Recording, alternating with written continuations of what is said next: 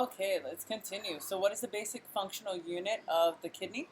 We said it was the nephron. What does the nephron look like? Well, we're going to draw a diagram of it, and then I will show you what it actually looks like in the body. There's two different ways to draw it. So the first one is going to be just drawing, it's like a little snake. So we're going to keep it really, really simple. We're going to draw the snake. So the snake has an interesting tail, but it has a head, it has a neck, it has a body, it has a tail, and the tail has some tubing connected to it. Inside of the mouth of the snake are your arteries and blood vessels. So afferent arterial, that's the thing that goes toward the head and the mouth of the nephron, or the snake, groups into a bunch of capillaries. And the capillaries are called glomerular capillaries. We just talked about this in the last video.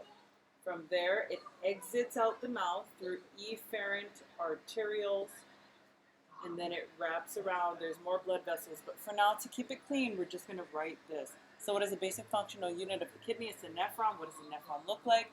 Well, it looks like a snake. It has a head. The head is called Bowman's capsule.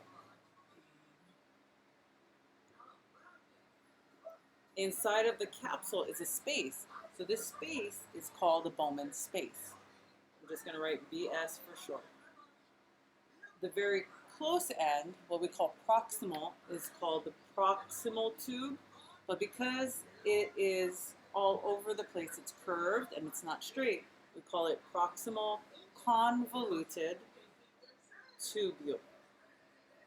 Then there's a loop. This loop has a name to it. It's the person that found it. It's called the loop of Henle. There are Henle.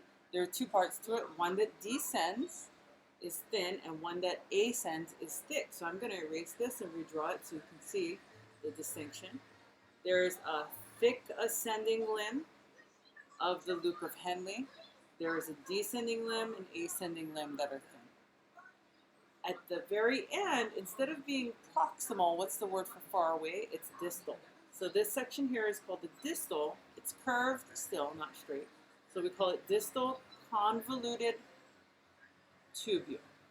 After the distal convoluted tubule, we have collecting tubes and we have collecting ducts. So we're just going to group them together into collecting ducts and collecting tubules. They collect what is formed or what is not reabsorbed in the rest of the nephron. After that, we already know what the pathway was, right? We said collecting tubules, collecting ducts. Then we have minor calyx, major calyx, and then we have renal pelvis. And then after the renal pelvis, we have the ureters, right? And then from the ureters, takes it to the bladder. From the bladder, it goes through the urethra.